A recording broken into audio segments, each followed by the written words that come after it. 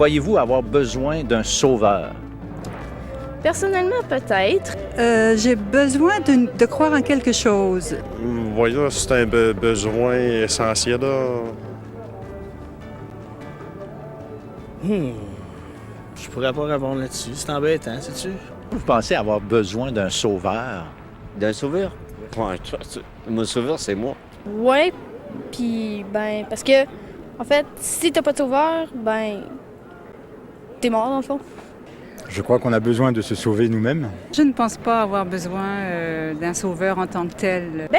C'est juste le fait de vivre. On se sauve par nous-mêmes. Je crois pas de moi-même, je peux y arriver.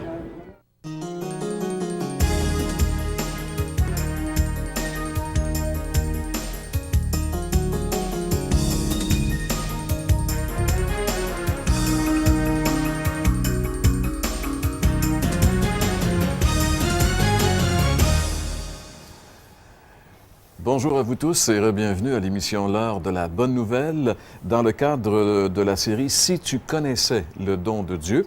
Aujourd'hui, nous abordons le thème du merveilleux salut de Dieu. Dieu nous offre un sauveur. Saviez-vous que Dieu travaille à la plus grande entreprise de sauvetage de l'histoire de l'humanité? Eh bien, c'est Gaston qui nous amènera justement à la découverte de ce que la Bible dit de ce sujet qui est si important et si passionnant également. Parce que lorsqu'on a commencé à découvrir le merveilleux salut de Dieu, on ne peut plus s'arrêter. Et puis, c'est l'œuvre la plus difficile que Dieu a entrepris. C'est vraiment d'amener les âmes à lui-même. Oui, et justement, vous voyez-vous, Gaston, il en est convaincu et il va nous en convaincre aujourd'hui. Comme artiste invité, il y a Nicole Stratford qui sera avec nous. C'est la première fois qu'elle va chanter à l'émission. On est très heureux de l'accueillir et je suis également convaincu que vous allez grandement apprécier son talent qu'elle a pour communiquer ses vérités bibliques par la musique. Je vous rappelle également que les Déjeuners de l'Espoir, avec qui nous travaillons en collaboration, ces déjeuners ont lieu un petit peu partout à travers la province de Québec. Pour savoir s'il y a un déjeuner dans votre région et où ce déjeuner a lieu, vous n'aurez qu'à composer le numéro de téléphone sans frais qui va apparaître dans un petit instant. François et moi-même, d'ailleurs, samedi prochain, Dieu voulant, nous serons quelque part au Québec dans un Déjeuner de l'Espoir. François, si on revient un petit peu sur l'introduction de notre émission, le Vox Pop, où on a vu ces gens répondre à la question s'ils avaient besoin d'un sauveur. En général, on peut dire qu'en réalité, la grande majorité des gens, non seulement disent ne pas avoir besoin d'un sauveur, mais se demandent même pourquoi ils auraient besoin d'un sauveur. C'est assez ahurissant jusqu'à un certain point. Ouais, c'est ça. Même ceux qui disent avoir besoin, c'est un peut-être, si peut-être. Mais écoute, c'est comme tu as dit tantôt que Dieu était en train de préparer, en train de faire en fait la plus grande entreprise de sauvetage de l'histoire de l'humanité. Et je trouve ça intéressant parce que c'est tellement vrai, puis la comparaison justement saute aux yeux en relation avec quelqu'un qui est en train de se noyer. Eh bien, si c'est un champion nageur, il va probablement retarder avant de demander de l'aide. Mais à un moment donné, après avoir avalé, qu'on pourrait dire, quelques gorgées d'eau, il va finir par avoir réalisé son besoin d'avoir quelqu'un extérieur qui vienne à lui. Et la Bible appelle, c'est un miracle en fait, parce que la Bible parle de la conviction de péché. Et c'est comme un travail que Dieu fait dans nos cœurs, dans nos consciences, pour en arriver à voir le besoin. Et ensuite, éventuellement, se tourner vers le Sauveur. Fait que ça, c'est un don de Dieu dans un sens, mais on est appelé à se poser et à s'interroger un peu. Alors, merci François. Et de toute façon, pour en savoir plus long sur ce sujet, demeure avec nous. C'est ce dont nous parlons aujourd'hui à l'émission L'heure de la bonne nouvelle.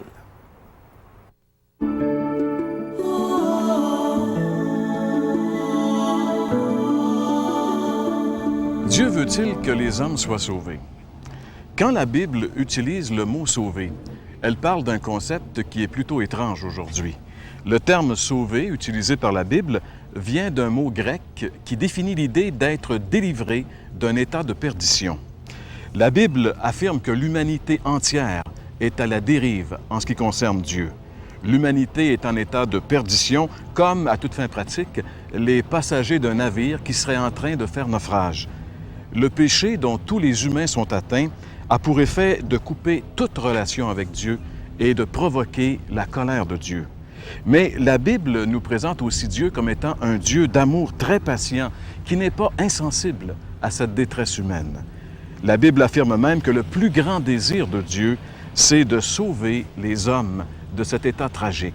C'est d'ailleurs ce qu'elle affirme dans ce verset qu'on peut lire ensemble, qui nous provient de la première lettre de Paul à Timothée, chapitre 2 et le verset 4, où nous pouvons lire ensemble « Dieu veut que tous les hommes soient sauvés et parviennent à la connaissance de la vérité. » Le désir de Dieu, selon la Bible, ce n'est pas de condamner les hommes pécheurs, mais de les sauver. Et pour ce faire, Dieu a tout fait. Il a envoyé son Fils unique, le Seigneur Jésus-Christ, comme la seule bouée de sauvetage pour l'humanité entière. Mais pour être sauvé, il faut saisir personnellement cette bouée. Il faut mettre toute notre confiance en ce que Jésus a fait une fois pour toutes à la croix il y a 2000 ans. L'avez-vous fait? Avez-vous saisi la seule bouée de sauvetage que Dieu vous donne pour votre salut éternel? Oui, mes amis, Dieu veut que tous les hommes soient sauvés. Jean-Pierre nous a rappelé le désir de Dieu. Dieu veut que tous les hommes soient sauvés. Et le titre de mon message aujourd'hui, c'est « Dieu nous a fait don d'un sauveur ». Et ça va justement avec le thème que nous voulons développer à travers cette série. Lorsque Jésus avait dit à cette Samaritaine, « Si tu connaissais le don de Dieu, et celui qui te dit, donne-moi à boire, et celui qui te dit. » Et justement, l'accent est ici placé sur sa personne, sur le Sauveur. Est-ce que vraiment nous connaissons Jésus intimement comme Sauveur? Et c'est là la chose qui est importante. L'Évangile de nous rappeler que la vie éternelle, c'est de connaître Jésus et celui qui l'a envoyé. Alors aujourd'hui, je veux vous parler de ce grand don que Dieu a fait aux hommes. Grand parce qu'il nous est fait par Dieu lui-même, le grand Dieu de l'univers. Et j'aimerais citer ce beau verset de la parole. Vous pouvez le lire avec moi, Jean 3,16. « Car Dieu a tant aimé le monde qu'il a donné son Fils unique, afin que quiconque croit en lui ne périsse point, mais qu'il ait la vie éternelle. » Pourquoi Dieu était-il prêt à donner un si grand don pour sauver l'homme pécheur et perdu? Bien sûr que Dieu aurait pu bannir l'homme, ce premier couple sur la terre, et puis recréer un homme parfait. Mais Dieu aimait l'homme. Puis si on recule un peu dans le temps, au moment de la création, la Bible nous dit que Dieu créa l'homme d'abord à son image. Nous pourrions dire que l'homme est vraiment le chef-d'œuvre de Dieu dans la création. Le créant à son image, Dieu lui donna les facultés ou la faculté capable de jouir d'une communion intime avec son Créateur, dans une entière dépendance avec Dieu. De plus, la Bible nous dit que Dieu planta un jardin pour pourvoir à ses besoins. L'homme ne fut pas créé comme un robot mécanique. L'homme avait la pleine liberté d'aimer. Créé à l'image de Dieu, il pouvait aimer, il pouvait agir, il pouvait travailler, il pouvait jouir de la vie, puis en plus, Dieu lui avait donné le pouvoir de dominer sur la terre. Tout ça, bien sûr, dans une pleine dépendance de Dieu. Dieu prenait plaisir de jouir de cette communion avec l'homme. Dieu se rencontrait dans ce jardin avec l'homme pour jouir de cette communion. L'homme était vraiment l'ami de Dieu. L'arbre de la connaissance du bien et du mal, on en parle très souvent, que Dieu avait planté au milieu du jardin, rappelait à l'homme sa dépendance, sa raison d'être vis-à-vis de son Créateur. Puis vient la chute. Et j'aimerais ici expliquer, juste dans un petit moment, ce qu'est la chute. La chute, c'est lorsque l'homme a péché, a désobéi à Dieu. Et le péché a séparé l'homme avec son Créateur. Dieu étant saint, Dieu ne pouvait tolérer le péché. Et cette communion avec l'homme a été brisée. Puis enfin, Satan est entré ici en jeu. Et Satan de dire à Ève, Dieu a-t-il vraiment dit? Il commence par semer le doute dans son cœur. Ensuite, il lui dit, Dieu sait que le jour où vous en mangerez, vos yeux s'ouvriront, vous serez comme des dieux, mais quel mensonge! Satan, c'est le père du mensonge, il n'y a pas un mot de vérité en lui, puis il est meurtrier. Mais le désir d'être comme des dieux dans la pensée d'Ève et d'Adam, d'être dépendants d'eux-mêmes, d'agir selon leur propre volonté, indépendamment de Dieu, et vivre dans l'indépendance. N'est-ce pas ce qui caractérise le monde aujourd'hui? Les gens veulent être indépendants. Les gens veulent vivre leur vie comme ils l'entendent. Les gens veulent pratiquer leur religion comme ils le veulent. L'indépendance, même d'avec Dieu. Et c'est ça vraiment le péché. Parce que l'homme ne peut pas vivre sans Dieu. L'homme a été créé pour jouir de cette communion avec Dieu. Ça a déjà été dit à plusieurs reprises que dans l'homme, il y a un espace, il y a un vide à la forme de Dieu. L'homme séparé de Dieu ne peut pas vraiment vivre. L'Épître aux Romains, le chapitre 5 et le verset 12, vous pouvez lire ce texte avec moi. C'est pourquoi, comme par un seul homme, le péché est entré dans le monde, et par le péché la mort, et qu'ainsi la mort s'est étendue sur tous les hommes, parce que tous ont péché. Le jour de la chute fut le jour le plus triste de l'histoire humaine, pour l'homme, mais surtout pour Dieu, son Créateur. Mais Dieu aime l'homme, et dans sa sagesse, il mit en exécution son plan de salut, et promet à l'homme un Rédempteur. Eh bien oui, justement, Dieu avait promis un Sauveur. Et dans l'histoire de l'Ancien Testament, bien, cette promesse était toujours rappelée à travers les sacrifices. Dieu allait envoyer son Fils comme l'agneau de Dieu pour sauver l'humanité. À Satan, Dieu dira, « La postérité de la femme t'écrasera la tête et tu lui blesseras le talon. » Bien sûr qu'il est question ici de ce grand don du Sauveur. Dieu fait homme. Dieu né de la Vierge Marie. Jésus qui nous délivre de la colère à venir. Dieu n'a jamais cessé d'aimer l'homme.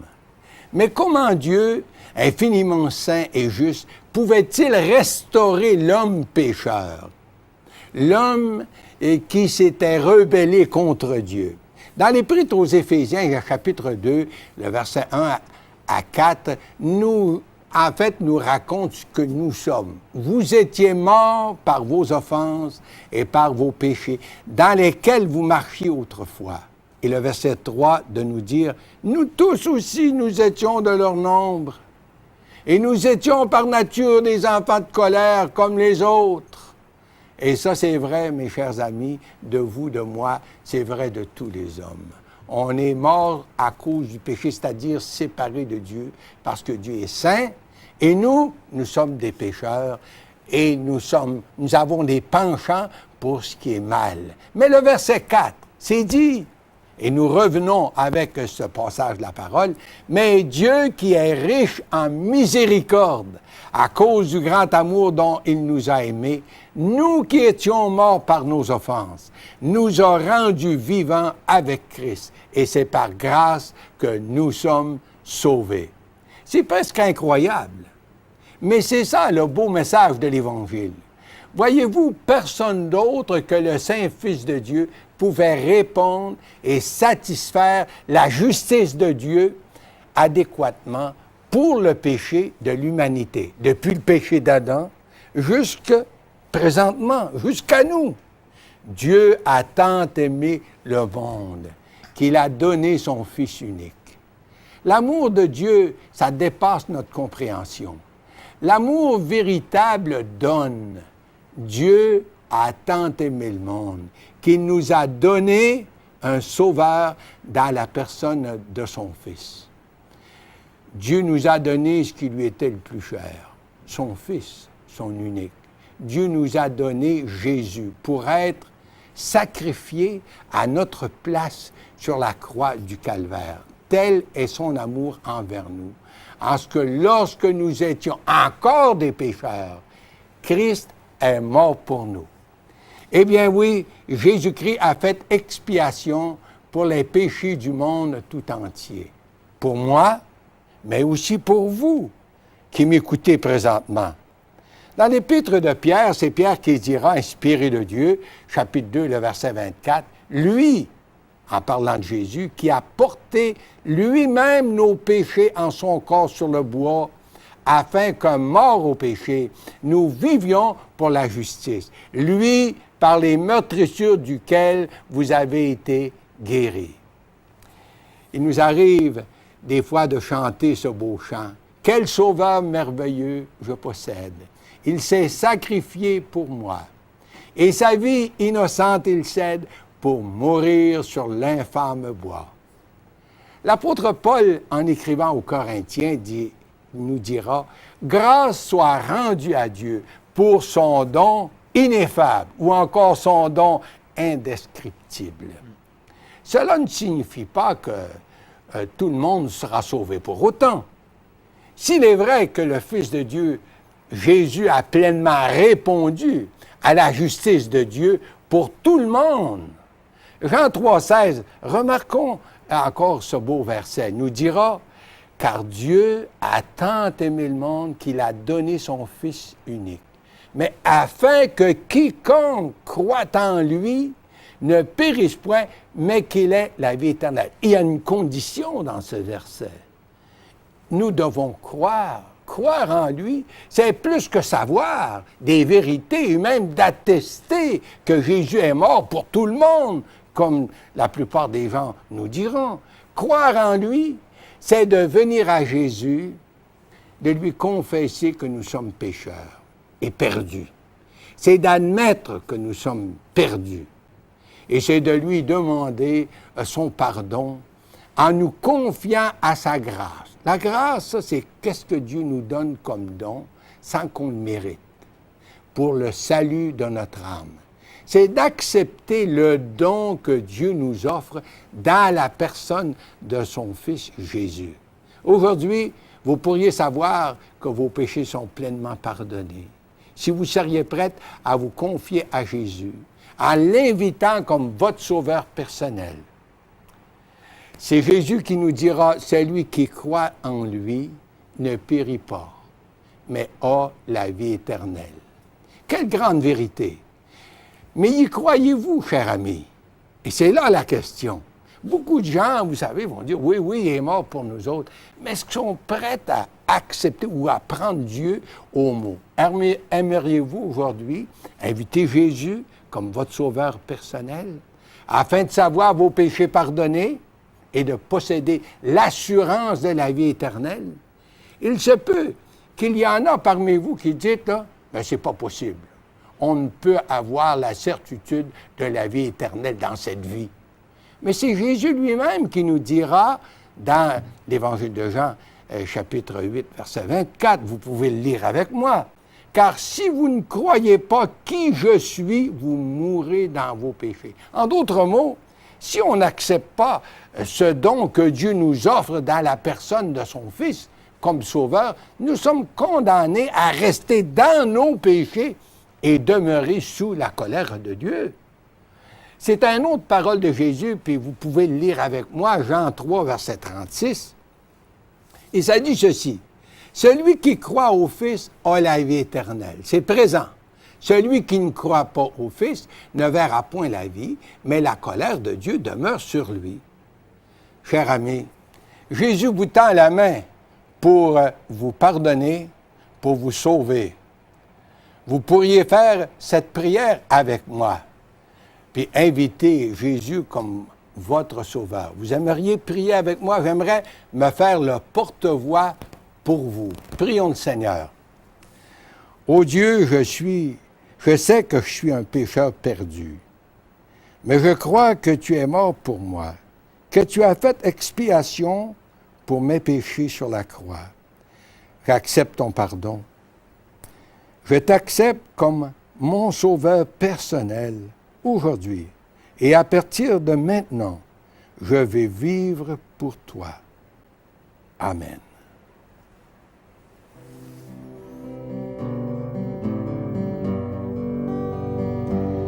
Laisse Jésus séduire ton cœur, c'est lui la source du véritable bonheur. Laisse Jésus te consoler, laisse-toi aimer, tu sais il est venu pour toi. Marie-Madeleine, il sait ta vie et tes péchés, approche-toi, il t'accueillera, comme il pardonne, oublie tous ceux qui t'ont blessé, c'est lui l'amour, le seul vrai. Laisse Jésus séduire ton cœur, c'est lui la source du véritable bonheur. Laisse Jésus te consoler, laisse-toi aimer, tu sais il est venu pour toi. Sois bien certaine qu'il sait ton cœur et tes chagrins, et son amour te guérira. Donne-lui ta peine, car il a souffert comme toi. Dépose-la près de la croix. Laisse Jésus séduire ton cœur, c'est lui la source du véritable bonheur. Laisse Jésus te consoler, laisse-toi aimer, tu sais il est venu pour toi. Vois combien il t'aime, donne-lui ton cœur à tout jamais, que ton amour soit ton parfum. Et si des larmes venaient à couler de tes yeux, que désormais elles soient pour lui. Laisse Jésus séduire ton cœur, c'est lui la source du véritable bonheur. Laisse Jésus te consoler, laisse-toi aimer, tu sais il est venu pour toi. Tu ne seras plus la même quand ton regard croisera le sien, tout changera, s'éclairera. Chaque seconde, Jésus fera chanter ton cœur, tu marcheras sur son chemin. Laisse Jésus séduire ton cœur, c'est lui la source du véritable bonheur. Laisse Jésus te consoler, laisse-toi aimer, tu sais il est venu pour toi. Laisse-toi aimer, tu sais il est venu pour ça.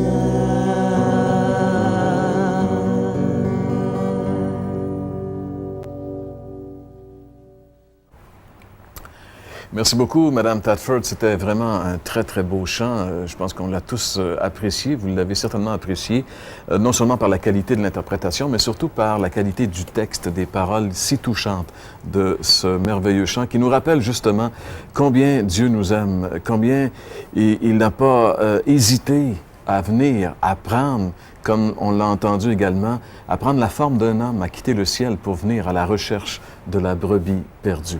Laissez-vous trouver par le Sauveur. Il est venu, vous savez, le Sauveur, Jésus est le Sauveur, il est venu pour sauver. Et ce qu'il fait, il le fait très bien. Il n'y a pas personne comme lui. C'est le seul Sauveur. Et quand il sauve d'une manière parfaite et pour l'éternité. François, nous aurons le plaisir, en tout cas toi et moi, en fin de semaine, d'être dans des déjeuners de l'espoir, c'est-à-dire d'aller rencontrer les gens et tu peux nous parler un petit peu où tu vas être? Bien, moi, en ce qui me concerne, je serai à la salle de réception de la Casa Grecque à Grand-Mère, à l'adresse suivante, 6183 Boulevard Royal, Grand-Mère. En tout cas, je pense que c'est la ville de Grand-Mère, ou en tout cas les environs. Et puis, je donnerai donc mon témoignage. On souhaite la bienvenue vraiment à tout le monde, parce que les déjeuners de l'espoir, c'est des gens qui racontent simplement comment Dieu a travaillé dans leur vie. Et puis, moi, je vais être là pour raconter mon expérience, mon histoire. Bien, quant à moi, j'aurai le plaisir d'être à Trois-Rivières-Ouest. C'est tout près d'ici. Nous enregistrons nos émissions à Trois-Rivières-Ouest. C'est au restaurant Le Sieur de la Violette. Je pense qu'en général, les gens savent assez bien où est situé sur l'avenue Royale, sur la rue Royale. C'est tout près du pont La Violette, le Sieur La Violette. Et c'est samedi, le 25 janvier, donc samedi prochain, le 25 janvier. Les déjeuners de l'espoir, en tout cas en ce qui concerne Trois-Rivières-Ouest, je pense que c'est la même chose à Shawinigan. C'est à 9 h le matin. On vous invite à venir nous rencontrer. Si vous aimeriez peut-être jaser un petit peu avec nous, ça vous tente de discuter un petit peu, nous parler, de nous donner votre appréciation peut-être de l'heure de la bonne nouvelle ou quoi que ce soit, si ce ministère a eu un impact dans votre vie. Ou même encore, vous avez des questions ou vous aimeriez voir c'est quoi un déjeuner de l'espoir. On vous invite soit pour les gens de la région de Shawinigan à aller voir François ou encore pour les gens de la région de Trois-Rivières, autant de la rive nord, de la rive sud autour, de venir me rencontrer samedi matin à 9 h au Sieur de la Violette. Eh bien, mes chers amis, c'était encore une fois le plaisir pour nous de vous rencontrer à l'émission L'heure de la bonne nouvelle. C'est déjà presque terminé. Il nous reste le temps de vous souhaiter de passer une excellente semaine et on vous donne rendez-vous la semaine prochaine pour une autre émission de L'heure de la bonne nouvelle. Donc, bonne semaine et à la semaine prochaine.